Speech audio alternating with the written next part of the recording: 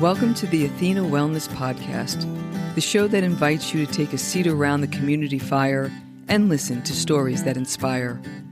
I'm your host, Kathy Robinson, author, coach, and founder of Athena Wellness, a company that's dedicated to supporting you on your journey to live more wholeheartedly. Before we begin the show, I wanted to let you know that at the time of this recording, I have 2 one-on-one coaching packages left for the winter season. The From Type A to Type B coaching program is a transformative journey that's compassionate yet results-driven, perfect for those ready to reclaim a life dream. If you're looking to transition out of a corporate career, reinvent yourself, write that book, start that business, or optimize your holistic well-being, visit athenawellness.com/coaching or click on the link in the show notes to learn more. You can book a free, no-pressure clarity call with me at your convenience, and I welcome the opportunity to speak and work with you. Hello and welcome. Thanks so much for joining me for this shortened Wellness Wednesday episode, a little midweek boost to help keep your warrior vibe high. Today's show is a Walking the Talk Vancast, a look behind the scenes into what I'm learning and working through, along with a takeaway for you. These portable episodes are informal and casual, recorded on the go from wherever I happen to be at the time. And today, as winter approaches, I'm perched near the fireplace, with my van recording equipment all set up, doing a fireside chat. It's December, an interesting month that's filled with ebbs and flows. Many of us are in the middle of the holiday season filled with preparation and plans to take some time off in the coming weeks. From a business perspective, many are wrapping up the quarter and the year. It doesn't feel like a time to start something new, which is where my Type A self thrives, in the flow. Instead, it's more of a Type B ebb time, focused on completion, reflection, and renewal.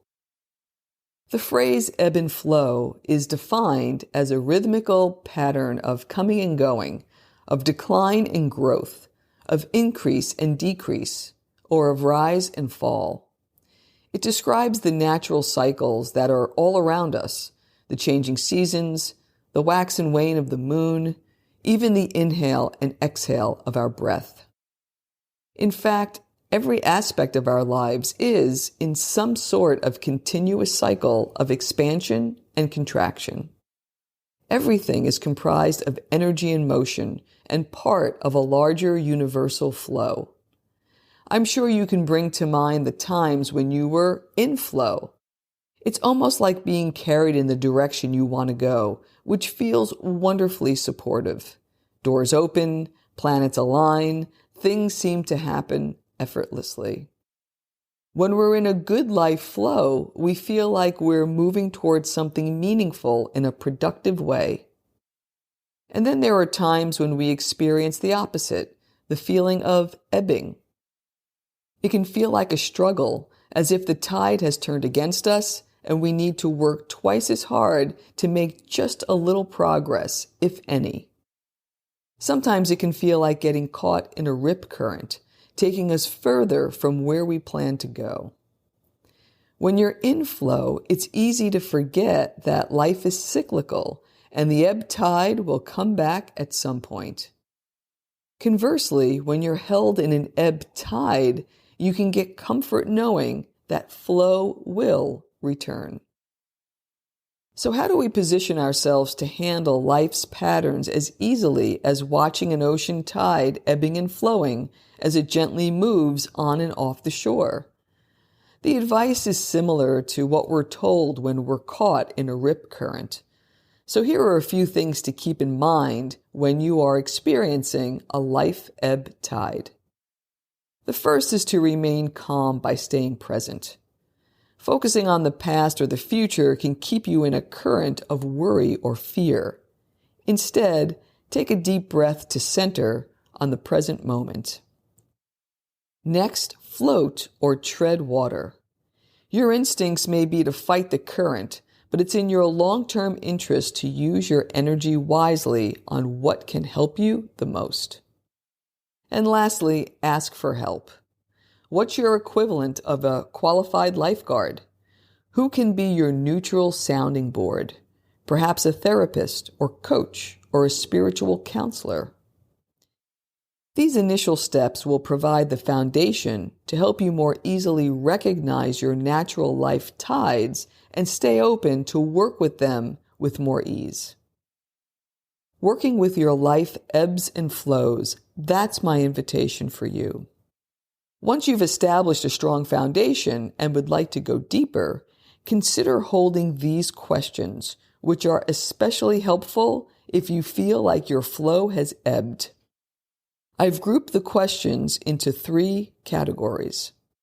1. Reflect on the bigger picture. What are the larger cycles and tides of which you are a part? How might you best spend this time? Listening, learning, practicing self-compassion, slowing down, getting specific on life vision?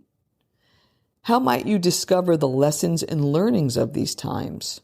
What brought you to this place? What changes would you like to make? How can you get ready for the flow to return?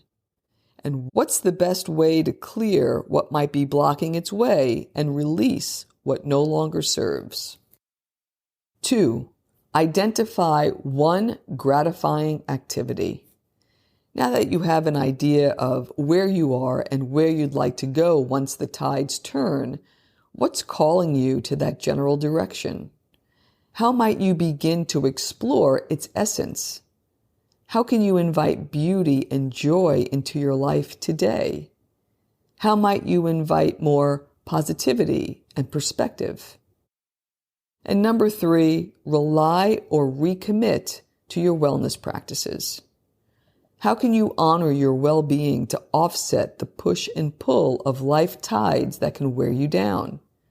What self-care practices will best serve you and help you reflect, rest, recover, revitalize, and regenerate?